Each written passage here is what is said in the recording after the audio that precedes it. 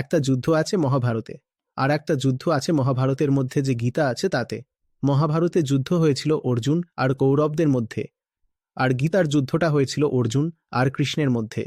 আর অর্জুন আর কৃষ্ণের মধ্যে যে যুদ্ধটা হয়েছিল সেটা মহাভারতের যুদ্ধের থেকেও অনেক বেশি গুরুত্বপূর্ণ। দুর্যোধন সবাই একদিন হারিয়ে যাবে, ইতিহাসের ধুলো হয়ে যাবে ধীরে ধীরে।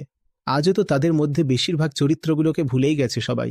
আপনি যদি মহাভারত খুলে দেখেন, বিশাল মোটা একটা গ্রন্থ।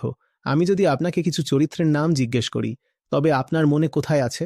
আমি এখনই আপনাদের মধ্যে যদি অনেককে বলে দিই, ভূরিশ্রবা কে ছিল বলুন তো? সাত্যকী কে ছিলেন? ধৃষ্টদ্যুম্ন কে ছিলেন বলুন তো? আপনি সেটাই বলতে পারবেন না। কিন্তু গীতা অমর থাকবে। গীতা কখনো হারাবে না। অর্জুন কৌরবদের সঙ্গে যে যুদ্ধ করেছিল সেটা হারিয়ে যাবে একদিন, কিন্তু অর্জুন কৃষ্ণের সঙ্গে যে লড়াই করেছে সেটা কখনো হারাবে না। আর অর্জুন হচ্ছে মন, যেমন আমাদের মন হয়, আর কৃষ্ণ আত্মা।